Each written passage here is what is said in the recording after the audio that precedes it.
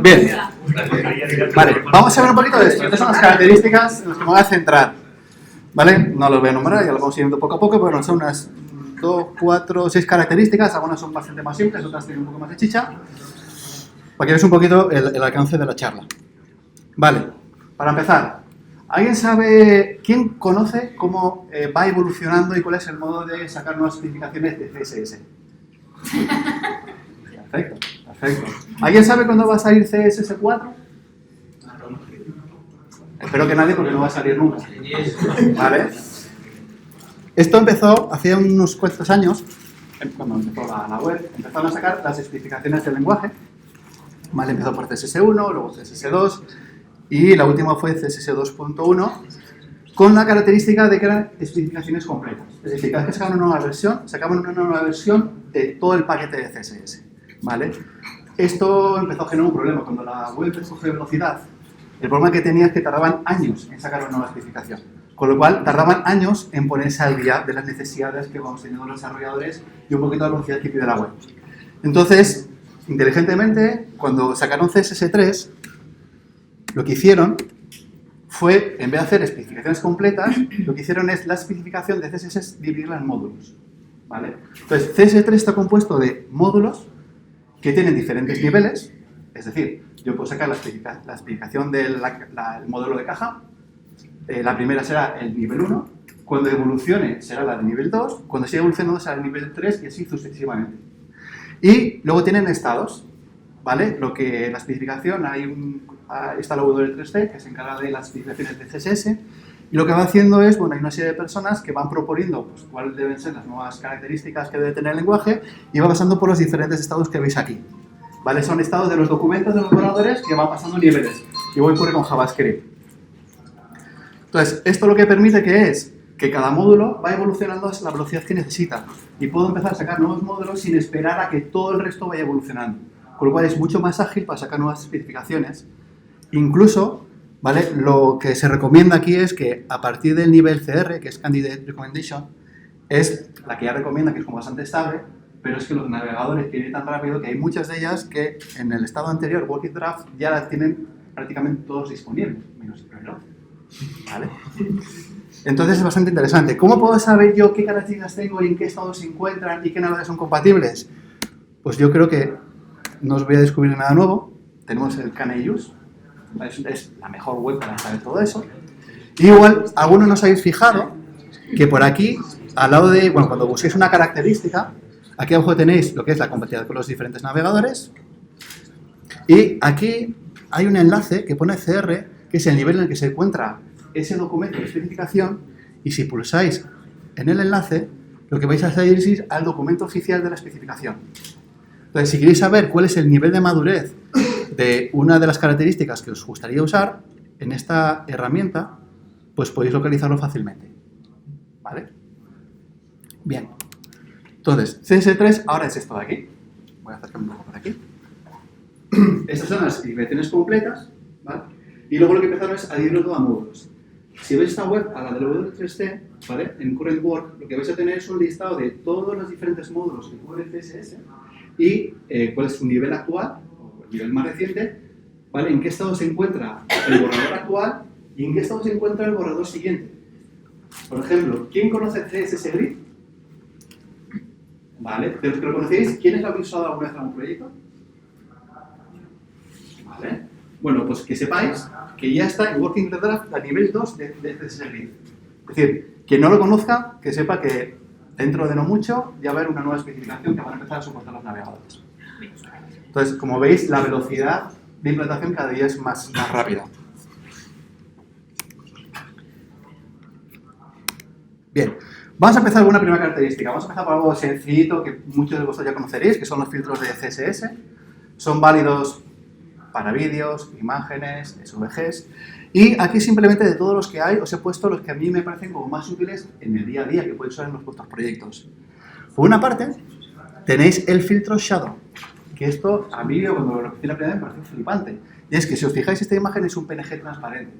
Pues el filtro de Shadow es capaz de saber cuál es la zona transparente y la sombra te la hace bordeando la zona transparente. Es decir, no es una imagen y te pone la sombra al rectángulo de la imagen, sino que trabaja con la transparencia, igual que con los SVGs también ocurre, y te va bordeando. Con lo cual, si quieres hacer sombras de alguna imagen bordeadas, esto te lo hace automáticamente, y directamente ya con CSS. Luego tenemos el filtro Blur, que tú le puedes decir, pues, ¿cómo se dice técnicamente? El Blur es desenfocado, ¿vale? Y uno muy clásico, también usamos bastante, es el Grayscale, que lo que te permite, pues, típico botón que quieres desactivado y la imagen quieres que esté en gris. Imagínate, le aplicas el filtro de Grayscale y cualquier imagen te la deja en blanco y negro. Estos son los que más usamos. Principalmente el Grayscale es lo más clásico. Y vamos a ver cómo está hecho. Vale, a ver si amplío, ¿se puede ampliar? Sí. Bueno, me han puesto la sala que tiene la televisión más pequeña. Entonces, a ver, lo digo, no es lo más adecuado. Pero bueno, la presentación va a estar colgada, va a estar libre, la pondremos y que la luego podéis con más tranquilidad. Bueno, aquí si os fijáis tenemos un ítem con una imagen, ¿vale? Aquí lo que he hecho es a las imágenes aplicarles un class, Shadow, Blur, Grayscale, y en el CSS, aquí lo único que tengo que hacer es aplicar la propiedad filter y le aplico uno de los filtros disponibles. Dependiendo de qué soporte queréis tener, no todos los filtros están disponibles para todos los navegadores. Entonces tenéis que ir un poco jugando. Por ejemplo, estos que os comento tienen muy buena compatibilidad. Y la forma de usarlos, por ejemplo, para Drop Shadow es tan fácil como decir Drop Shadow, igual que hacemos un Box Shadow para darle sombra a una caja, es las mismas características, ¿vale? Las tres propiedades, las cuatro, ¿vale? Eje X, eje Y donde queremos, la profundidad de la sombra y la... que quede... difuminado de la sombra. Gracias. ¿Vale? Y esos son los CSS filtros. Compatibilidades con los navegadores. Bastante alta. Menos el Pro 11. Bastante alta. ¿Vale? Bueno, para lo que no sepáis, esta versión de Edge que pone aquí, la 75, que apenas de salto, esta versión es la que va a llevar ya el nuevo motor de Google. O sea, el nuevo motor de Chrome. ¿Vale? Entonces, cuando veis Edge 75, quiere decir que es la versión en la que está trabajando Microsoft, en la que ya se van a tirar su motor y van a usar el de Chrome. Entonces, evidentemente, va a tener compatibilidad. Siguiente característica. Esta sobre todo es muy interesante para cuando hacemos PWAs o aplicaciones que van a usar en dispositivos táctiles. Se llama Interaction Media Features. Entonces, lo que te permite es tomar decisiones según cómo interactúa el usuario. Cuando hablamos de interactuar, hablamos de cómo el usuario, ¿vale? Con su dedo, va haciendo slide, o sea, va haciendo scroll o va pulsando los elementos. ¿Qué nuevas características tenemos? Estos usan las media queries. Y tenemos dos nuevas características, que es, en la media query podemos usar el hover y el pointer. El hover lo que te va a decir es si el dispositivo soporta hover. Por ejemplo, en un touchscreen, yo cuando pulso es un pulsar, no tengo un hover, cuando yo paso el ratón por encima. ¿Vale? Y luego tenemos el pointer. El pointer es como de grueso es el puntero, ¿no? Por ejemplo, cuando es un dedo, el puntero es muy grueso, hace falta una zona amplia para poder pulsar. Cuando es un ratón, el puntero es más fino. Entonces, lo que puedo saber es ese dispositivo qué tipo de puntero usa. Entonces, aquí tenéis una clasificación de diferentes dispositivos de qué características cumple cada uno de ellos, ¿no? Por ejemplo, un smartphone, pues el puntero es grueso y no tiene hover. O un mouse, por ejemplo, un dispositivo, un desktop, es puntero fino y tiene hover. Entonces, con estas características, ¿qué podemos conseguir? Vamos a ver una pequeña demo. ¿Vale? Si nosotros trabajamos con el hover tradicional, ¿vale? Hacemos un hover de algo, cuando yo estoy pulsando con el dedo, si pulso y arrastro, ¿vale? Cuando se me pone grueso es porque me está lanzando el hover. Claro, si yo lo que quiero es hacer el scroll simplemente para ver las opciones, me está lanzando una característica que es el hover que a mí no me interesa. Yo no quiero hacer hover de eso, simplemente quiero hacer arrastrar. Entonces tiene esa característica el hover, que en los dispositivos se suele lanzar cuando pulsas y mantienes durante unos milisegundos. Entonces, ¿cómo podemos solucionar para que eso no me salte en el móvil? Pues si usamos el media hover y el pointer find, lo que estamos haciendo es que solamente el hover se me va a lanzar en aquellos dispositivos que permitan el hover y que el puntero sea fino. Es decir, un dispositivo, por ejemplo, un portátil. ¿Vale? Entonces, en este caso, en un dispositivo móvil, cuando yo voy arrastrando por encima, el vídeo no tiene autolook. Espera, voy para atrás y para adelante. ¿Vale? Cuando yo pulso y mantengo por encima, no me lanza el hover. En cambio, si yo esto lo veo en un desktop y para el paso del ratón por encima, ver el hover. Entonces, eso evita efectos colaterales que no queremos en dispositivos ejemplo, de touchscreen, ¿no? Un dispositivo móvil. Compatibilidad de esto. ¿Veis que es muy alta? Menos el 11. Vale, va a ser la frase más repetida de mi charla. Vale, esto, si os fijáis, lo podemos usar ya en cualquier proyecto. En el proyecto que tengáis en marcha, lo podéis usar ya directamente si no lo conocíais. Si tenéis alguna duda, yo voy lanzando para adelante, ¿vale? Si tenéis alguna duda, me preguntáis con tranquilidad, levantéis la mano. La versión 75 de Edge, la que tiene 2000, ¿tiene fecha de salida ya? Bueno, ahora mismo en Mac está la versión Canary, para Windows está la versión Dev, si no me equivoco, pero yo no he visto noticias de fechas concretas de salida. Pero vamos, a la velocidad a la que están yendo, yo creo que este año salen. Pero no hay fecha oficial, por lo menos no la he leído yo. Vale, otra característica que lleva también bastante tiempo con nosotros, pero que curiosamente es bastante desconocida, que es el Object Fit y el Object Position. Y esto lo que permite es ver cómo cambia el contenido de un elemento tipo imagen, tipo vídeo, tipo iframe, para que se ajuste ese contenido a su contenedor. ¿Vale? Una imagen tiene la característica de que no le afectan los estilos de CSS. Yo lo que puedo hacer es ubicar el sitio, pero como tal no lo afectan, y eso se llaman Replace Element, los llama así la especificación. Entonces lo que me permite es hacer eso. Luego veremos una demo. ¿Qué características o qué funciones tiene? Pues bueno, tenemos el Object Fit y los valores es Fill, Contain, Cover, None y Scale Down, ¿vale? Que eso me va a dar qué comportamiento quiero que tenga esa imagen, por ejemplo, dentro del contenedor IMG, de su contenedor. Y luego, si la imagen tiene un tamaño que parte de la imagen está fuera del ámbito o del contenedor visible, es decir, está invisible porque está movida o es más grande que su contenedor, tenemos el Object Position que me permite ubicar qué parte de la imagen quiero ver, ¿no? Me permite decidir qué parte de la imagen quiero que se esté viendo y cuál no quiero que se esté viendo. Vamos a una demo que es como mejor se ve. Vale, imaginaros esto, aquí lo que tengo es una imagen que el tamaño real, le pongo a None, sería esta de aquí. ¿Vale? El valor por defecto de cualquier etiqueta IMG es fill. Es decir, yo le doy un tamaño a la imagen y la imagen ocupa el 100% del contenido, rescalándose si hace falta y perdiendo la forma si es necesario. Esta es la característica de una etiqueta IMG por defecto. Entonces, lo que podemos hacer es aplicarle, por ejemplo, esta de cover. Esta, por ejemplo, es muy usada en los background image. Lo típico que yo siempre he hecho, para decir, oye, quiero que la imagen se me ajuste a un huevo que tengo, por ejemplo, que es la previsualización de una noticia, ¿no? La imagen de una noticia. Pero cada una puede tener un tamaño diferente. Entonces, con el cover, directamente la etiqueta IMG, sin tener que hacer un position absolute, ni hacer un wrapper ni nada, le puedo decir que tenga ese efecto de cover. Es decir, que lo que va a hacer es que la imagen no va a perder su forma, su ratio, y va a ocupar siempre todo lo que es el contenedor de la imagen y va a ocultarse aquella parte pues que no entra. Pero nunca va a perder su forma. ¿Veis? Nunca va a perder su forma. Entonces, en estos casos en los que la imagen es más grande que el contenedor de la imagen, es cuando con la posición yo puedo jugar. Si quiero que se vea, por ejemplo, la parte de arriba a la izquierda, la posición arriba a la izquierda, y lo de abajo a la derecha se oculta, o abajo a la derecha y arriba a la izquierda se oculta, o un center directamente, ¿vale? Que es también valor por defecto. Otra que es la de Contain, que lo que me permite es que la imagen, igual que cover, nunca se va a deformar, pero va a estar contenida siempre dentro del contenedor de la etiqueta IMG. En este caso, si tiene una proporción diferente el contenedor, pues va a dejar espacios por arriba o por abajo, o, en este caso, por los laterales, dependiendo del huevo que tenga. Esa es la propiedad de Contain. Y la última que tenemos es Scale Down, que es muy parecida, solo que por defecto tiene la característica de que la imagen nunca va a ser más grande que su propio tamaño, pero si el hueco no cabe, se va a comportar como un contain. Algo que no he comentado es que el contain, si yo he puesto muy grande, va a pixelar la imagen, si es una imagen PNG o JPEG, ¿vale? Porque siempre va a intentar ocupar, como mucho, siempre todo su alto o todo su ancho, dependiendo de la proporción. Pero aunque la imagen sea más pequeña, él se va a estirar. No va a cambiar la proporción, pero se va a estirar. Entonces, eso tiene el efecto de que igual pues, nos puede pixelar y no queremos.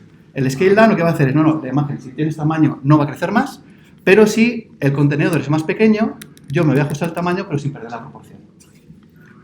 Y luego, el none es que no hago nada. Es decir, yo ocupo lo que tengo que ocupar siempre independientemente de mi tamaño, del contenedor, de la etiqueta IMG. Entonces, de esta manera, esto es algo que tiene una compatibilidad bastante alta, el 11. ¿Vale? El Edge tiene aquí alguna característica, ahora mismo no me acuerdo, vamos a verlo un segundo. ¿Qué decía del Edge? Vale, pues que esto solo se soporta para la etiqueta IMG. No lo uséis para un vídeo, no lo uséis para otra cosa. Pero bueno, suficiente, el IMG es lo más clásico. ¿Vale? Y es algo que nos permite mucho pues, jugar con que tiene dos ventajas. Una de las características en CSS es que siempre que podamos tenemos que reservar el hueco de las imágenes en la página. Aunque no se haya cargado de la imagen. ¿Por qué? Porque vamos a evitar lo que llaman los reflux del navegador. ¿Vale? Cada vez que se carga en la página que no tenía reservado su hueco, el navegador tiene que volver a calcular dónde se ubica cada elemento. Y eso lo que hace es bajar el rendimiento y generar una experiencia de usuario bastante más mala. Entonces, lo ideal es que siempre reservemos el hueco de todas las imágenes. Entonces, lo clásico que tienes imágenes de listado de noticias, la imagen le reservas un hueco. Si la imagen que va a contenerse dentro no tiene esa proporción, con estas propiedades podemos ir jugando y hacer que se vea pues, como nosotros queramos. Entonces, es una característica muy interesante. Y así ya evitamos esos hacks de ponerlo como fondo de imagen a través de CSS, que era un poco lo clásico. Si quieres darle soporte a I11, ¿hay algún...? No he mirado si hay polyfill. No he mirado. Si no, te lo hace. Vale. Puede que no haya. Vale. Eso además, mira, se suele mirar aquí, suelen tener, cuando vas aquí a la página, otra de las características de esta página es que en Resources suele haber polyfills. Entonces, en este caso, mira, aquí tenemos un polyfill. Mira, un polyfill para Internet Explorer y para Edge. Con lo cual parece que sí.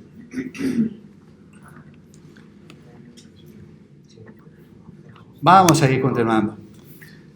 Una de las características que a mí más me gusta de CSS3, que me parece maravillosa como desarrollador, que son las custom properties, las llamadas variables de CSS, que como tal no son variables, porque tienen características diferentes, realmente son propiedades personalizadas que yo me quiero con un nombre y que tienen un valor, y siempre que se va a usar la calcula, ¿vale? No es un valor que yo almacene con el tiempo, sino que cada vez que la voy a usar, el navegador calcula cuál va a ser su valor, ¿vale? Y tienen estas características, ¿vale? Nos permite pues, definir valores en la página que dinámicamente en tiempo de ejecución yo los puedo cambiar y afectan a aquella parte de CSS que está usando esos valores. Por ejemplo, aquí en este ejemplo de aquí arriba, en el $root, o sea, el $root, lo que estoy haciendo es definir una variable, una custom property a nivel global. Es decir, que cualquier parte de mi hoja de estilos la puedo usar. Y se definen, empiezan siempre por 2 guiones. Es un poco la convención. 2 guiones y el nombre. Luego, dentro de una clase, que está llamado foo, lo que puedo hacer es, por ejemplo, en la propiedad background color, lo que hago es usar ese valor de esa variable. ¿Cómo se usa? Usando una función que se llama var. Pongo var entre paréntesis y pongo el nombre de la variable. Esto en tiempo de ejecución, cuando voy a calcular los estilos de foo, lo que voy a hacer es averiguar cuál es el valor de esa custom property. Vale, otra cosa que podemos hacer es que mediante un segundo parámetro dentro de la función var, puedo definirle un valor por defecto. Si yo uso una custom property que nadie va a definir un valor, lo que va a hacer es usar el valor por defecto, que es el segundo parámetro, en este caso, red. Y otra característica es que podemos ir anidando los var. En este caso, lo que estoy diciendo es que quiero usar el valor de la variable myvar, que si no existe, no está definido el valor, use el segundo parámetro, que en este caso es otra variable que se llama myBackground, que si tampoco está definida, use su segundo parámetro que sería pink. Entonces, en este caso, que no está definida en este ejemplo, el valor de myvar, lo que es el border color sería color rosa. ¿Vale? Tiene estas características. Y tiene otra característica muy curiosa de CSS, y es que, bueno, antes, eso lo voy a explicar después. Vale, antes de eso, ¿dónde podemos modificar esa variable, esa custom property? La podemos modificar desde el propio CSS. Por ejemplo, en este ejemplo de aquí, lo que estamos haciendo es definir en foo una variable llamada background, color gris, ¿vale? En este caso, pues se la estoy definiendo a para un color de foo. Y en el hover le estoy diciendo que la variable background sea de otro color diferente, un gris más clarito. Entonces, de esta manera, sin yo reescribir directamente la propiedad background color, solamente modificando el valor que va a tener esa custom property, cuando se ejecuta el hover, ve esta variable que ha cambiado y vuelve a calcular los estilos de foo, en este caso el de background color. De esta manera le puedo cambiar el color de fondo en un hover a un elemento usando una custom property. ¿Vale? Lo bueno de esto es que, si os fijáis, está teniendo en cuenta el ámbito. ¿Vale? Él sabe que el foo hover tiene el ámbito de foo, con lo cual le va a afectar a foo. Y esta variable que está aquí definida dentro de foo, si no está también previamente definida fuera, el ámbito es también de foo. Es decir, si yo intento usar esta custom property fuera del class foo, no va a existir. ¿Vale? Siempre que jerárquicamente en el HTML no esté contenido. Ahora lo vamos a ver. ¿Qué es el tema de la herencia? Imaginaos este ejemplo de aquí. ¿Vale? Tenemos un div con un class 1, otro dentro con un class 2 y dentro dos div con class 3 y 4. Y lo único que hemos definido en la hoja de estilos es que para el class 2 va a haber una variable llamada test que tiene valor de 10 píxeles. Y para el class 3, una variable test, una custom property, que tiene valor 2 EMs. Vamos a ver qué valores tendré en cada uno de los niveles. Por una parte, si yo la uso dentro del class 2, va a valer 10 píxeles. Está definida ahí. Si yo lo usara dentro del class 3, ¿qué valor pensáis que va a tener? 2 EM. Eso es. ¿Por qué? Porque el class 3, que tiene una especificidad más concreta al elemento, tiene prioridad en cuanto a aplicar estilos y también custom properties.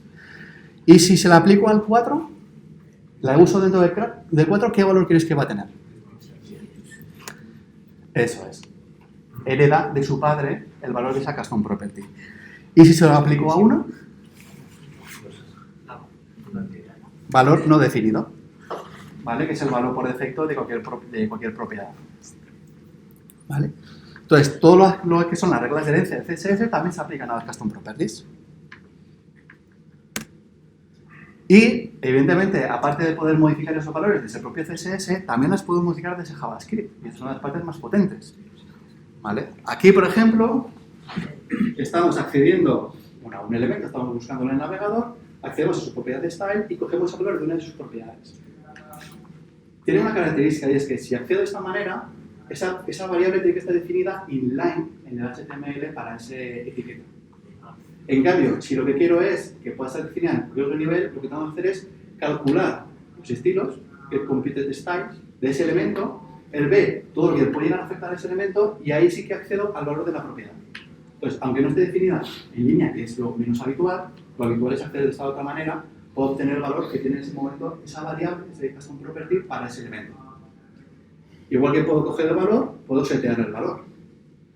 Y lo más usado suele ser acceder siempre a valores que están en el global, en el root. Es lo más potente y lo más habitual. Entonces, accediendo al document, también lo que puedo hacer es establecer el valor de una propiedad o incluso eliminar el valor de una propiedad. De esta manera, desde JavaScript tenemos control total sobre las custom properties. Vamos a ver alguna pequeña demo para verlo funcionando. Vale, por una parte, ¿conocéis el concepto de... ¿Quién conoce el concepto de modular scale? Modular scale. Tiene que ver con las fuentes. Escalado modular. Vale, bueno, este concepto se usa mucho en temas de diseño para el tema de elegir cuáles van a ser las fuentes, los tamaños de fuente que va a tener un diseño. Entonces, una de las prácticas, por ejemplo, que usa Bootstrap, es definir lo que es un ratio de escala en tus fuentes y hacer que sean proporcionales. Yo defino un tamaño base y le digo que los diferentes incrementos en mi escala de fuentes sean de un ratio de 1,25. Entonces, eso es lo que te permite sacar una escala de fuentes y hace que tu diseño sea pues, más armónico, ¿no? Porque sigue un patrón de escalas que tienen sentido. Entonces, para hacer esto, por ejemplo, tener esta escala, lo que podríamos tener es, por una parte, tenemos los diferentes h's, ¿vale? Los 6 niveles que veis aquí, y en el CSS puedo hacer lo siguiente. Por ejemplo, en el root defino una variable que es scale, que es la escala, 1,2. Por otra parte, le digo que la fuente de tamaño h1 va a ser de un rem. La fuente de tamaño h2 va a ser el cálculo de la variable scale, o sea, 1,2 por un rem, con lo que será 1,2 rem. ¿Vale? El tamaño de la fuente h3 va a ser el cálculo de multiplicar la escala por el tamaño de fuente h2, es decir, por el valor de la escala anterior. Y así sucesivamente. Y de esta manera, teniendo el tamaño de fuente base más una escala, automáticamente calculo todos los tamaños, no me digas ya, de los tamaños de fuentes, ¿vale? Y de esta manera yo puedo aplicarle al font size de cada uno de ellos el valor de esa variable. En este caso, con variables concretas, puedo reconfigurar toda mi escala de fuentes de una forma muy rápida. Y voy un poquito más rápido. Vale, aquí por ejemplo lo tenéis que se está modificando por JavaScript. Yo puedo definir el tamaño, cambiárselo, ¿vale? O cambiar el color, tranquilamente. O bueno, algo está chulo que es un modo disco, que dinámicamente le va cambiando. ¿Se te puede interrumpir? Sí. ¿Qué ventaja supone esto respecto a hacer inglés, SAS o...? La ventaja es que el valor de la variable es dinámico en tiempo de ejecución. Eso es. ¿Qué ventaja te proporciona eso? Pues por ejemplo, lo que acabas de ver. Sí, pero... Esto por ejemplo yo ¿en puedo... cuántos casos, si en mi web quiero de repente cambiar todos los colores un poco a lo loco, vale. Cosa que no recomiendo que dejes hacer a un usuario, cambiar los colores, porque todo tu trabajo de accesibilidad será lo mismo. Sí. El rendimiento será... No he leído nada al respecto de que diga sobre una norma de rendimiento. Como está implementado por el navegador, no he visto... Eso es, no he leído nada al respecto, o sea, no he oído a oír nadie que tenga problemas de rendimiento. No, yo tampoco tengo problemas de rendimiento, no he notado. Está calculando cosas al vuelo. Y si yo de repente por JavaScript cambio un valor, tiene que volver a calcular cosas al vuelo. Sí. Y habrá redimensionados y habrá... Sí, igual que si le cambiaras un with un edge, si le afecta a eso, habría redimensionado tanto si usas una variable como si no la usas. Yo, por ejemplo, estaba pensando a ver en qué caso se podría utilizar y se me ocurre, por ejemplo, el típico que hay ahora del dark mode, ¿no? O sea, cuando tienes el modo... Te vas adelantado. Vale, el ejemplo, dark mode. ¿Vale? ¿Qué ventaja tiene? Que yo, por ejemplo, si yo quiero cambiar a un modo dark y eso afecta a diferentes componentes de mi site, no tengo que estar reescribiendo cada vez que tengo un nuevo componente los estilos del componente para decirle que ahora tú tienes un color de fondo oscuro. Pero ¿vale? puedes tener un puto SAS que le descompílamelo en claro y oscuro. Claro, pero ya dependes de un SAS. Con esto no dependes de ningún SAS, es nativo de CSS. Con todas las características que te da. Es decir, tienes toda la potencia de las variables, pero nativos en el navegador. Y además, en tiempo de ejecución, con todas las ventajas que tiene de que tú las puedes modificar con JavaScript. No, hablamos antes de las variables. Sí, aquí por ejemplo, ¿qué tienes? En el root tenemos definido los diferentes colores, ¿vale? Diferentes variables. Luego tengo uno que es el DataTemp, que lo que dice es que cuando se le aplica al nivel body la propiedad DataTemp con el valor dark, le cambian los valores. Y esto ya, haciendo esto, usando las variables en los diferentes componentes, yo ya con decirle que es DataTemp, cualquier cosa que use esa variable va a modificarse automáticamente, por lo cual la mantenibilidad es más fácil.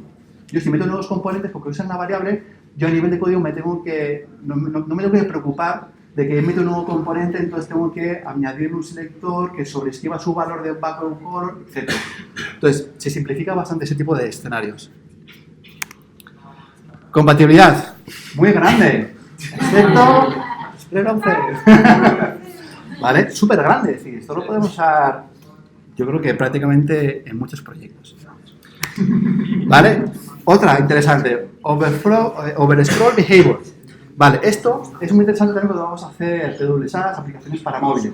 Y es que te permite controlar cuando el desplazamiento llega a un límite de una capa o de un contenedor, ¿qué va a ocurrir? Vale, bueno, puedes tener auto-containing, ¿no? No me quiero parar un poco, os voy a enseñar una demo para que veáis un poquito por dónde va el potencial. Esto es sin usarlo, ¿vale? Aquí, como veis, estoy haciendo un scroll de una lista que hay por debajo y luego tengo otro modal por ahí arriba. Bueno, cuando hago scroll de la de arriba, veis que si vas hasta arriba del todo, el Chrome lo que te hace es recargar la página, como no te despistes, te recarga la página.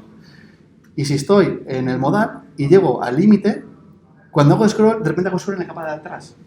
Típico aside que se te sale, que termino el scroll y de repente veo como me hace scroll en la capa de atrás. Pues esto, hay una propiedad que es esta, Overflow Behavior, que me permite controlarlo.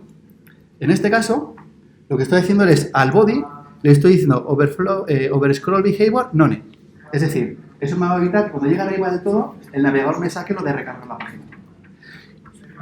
Y si uso en el propio modal Overscroll Behavior y Contain, lo que estoy haciendo es que cuando llegan los límites del scroll de ese modal, cuando llego scroll ya no hay más. Es decir, no va a echar ese scroll a la capa que esté por debajo. Con lo cual no me va a hacer scroll del listado que tengo por debajo. Con lo cual, en un dispositivo móvil la verdad que se agradece mucho porque evitas scrolls que tú no esperas. Vale. Compatibilidad, un poquito peor. ¿Vale? Pero bueno. Firefox Chrome, estamos hablando de un 80% en España, lo tenemos disponible. Como es yo creo que es como mejorar la experiencia de usuario. Si no lo tienes, pues es como lo que tienes hasta ahora, pero siempre que puedas aplicarlo, pues estás ganando eso. Y Scroll Snap, el último, lo digo rápido. Esto lo que nos va a permitir es forzar la posición de un scroll final, de un viewport, de un contenido con scroll, una vez la acción de scroll ha terminado. En palabras pequeñas, podemos hacer un carrusel de forma nativa en el navegador. No todo tipo de carruseles, pero los simples los podemos hacer.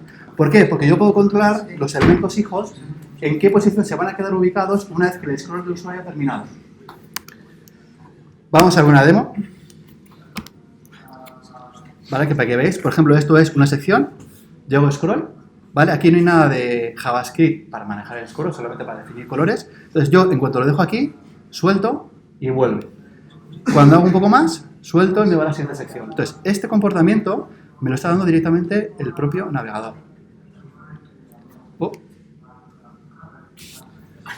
Espérate, si no, le voy a recargar. Me lo está dando el propio navegador. ¿Vale? También lo que puedo hacer es listas, por ejemplo, en vertical. Yo voy haciendo listas y siempre sé que el elemento de arriba no se me va a quedar a la mitad. ¿Vale? Esto también es un elemento interesante. O puedo hacerlo en ambas direcciones. Yo aquí puedo definir que este elemento siempre está en el centro. Yo si hago solo ahí, vuelve. ¿Vale? Entonces yo puedo definir en el eje X y en el eje Y cómo yo quiero el comportamiento del elemento que hay, en qué posición se va a quedar. Compatibilidad. También bastante alta. Incluso hay cositas de Explorer, hombre. ¿Vale? Desventaja, no todo puede ser bonito. Firefox, que es uno de los también usados, que a mí me gusta dar compatibilidad, está usando la especificación anterior. Es decir, que si queremos que sea compatible también con Firefox, tenemos que escribir un poquito más de código para que sea compatible con la especificación nueva y la especificación anterior. Y la anterior es un poquito más limitada, por lo cual no permite hacer todo lo de la nueva. Pero, para eso, tenemos un polyfill, que no es 100% efectivo, es decir, el efecto final no es tan fino como si fuera nativo el navegador, pero que me permite escribiendo con la nueva especificación para que sea compatible con navegadores que no tienen la nueva, que usan la antigua, que es del 2013. 2013. La nueva es de 2016. Pues aquí Firefox nos ha puesto las pilas y es curioso porque siempre suele ser de los primeros. Hasta aquí todas las características que quería enseñar y un par de tips que os quería enseñar, que sería, por ejemplo, este modal que veis aquí está hecho sin JavaScript, está hecho solamente con CSS. Entonces, aquí lo que estamos usando es una etiqueta que se llama Details, no sé si la conocíais, que lo que me permite es tener un título que yo pulso y puedo tener un detalle de contenido. Entonces, gracias a ese comportamiento, que ya el propio navegador de forma nativa me controla el tema del Open, ¿vale? Yo con CSS le puedo dar estilos a lo que es el propio elemento que abre el modal y los estilos al propio modal. Le meto un backdrop al propio botón, pues un fixer para que me ponga la escala de gris por detrás y luego al Details Dialog le estoy dando los estilos de la modal. Entonces, esto sin JavaScript, para modales sencillitos o pequeñas ayudas, lo podemos usar. Y esto es lo que está usando GitHub en todos sus modales. Solo que le meto JavaScript para alguna X, o sea, así. Sí, 2 minutos me quedan, voy un poco rápido. Pero vamos, el código lo podéis ver, ¿vale? Es sencillito. Compatibilidad de la etiqueta Details. Pues Edge tampoco, Explorer tampoco, pero los demás sí. Y por último, claro, estas cosas molan mucho, pero ¿cómo yo puedo hacer retrocompatibilidad hacia atrás o por lo menos que no se vea mal en navegadores anteriores? Entonces, CSS soporta tanto por la parte de CSS como por la parte de JavaScript saber si una característica de CSS es soportada por el navegador. Entonces, en el propio CSS puedo usar el @supports en el que yo le puedo poner una de las propiedades y si la cumple se va a ejecutar pues lo que tenga dentro como un media query. Y también tenemos el not. Si no tiene esa característica, por ejemplo, de grid, pues es un float right. Y en JavaScript también tenemos una función que se llama css.supports, que yo le pongo una propiedad con un valor y le dice si la soporta, o incluso le puedo poner una condición, una expresión para que la evalúe, por ejemplo un display flex, o si soporta la variable foo, o si soporta transform style uno u otro, es decir, yo desde JavaScript o desde CSS puedo saber si algo lo soporta y si no lo soporta, pues tengo un plan B. ¿Vale? ¿Compatibilidad con esto? Todo menos Explorer. Pues,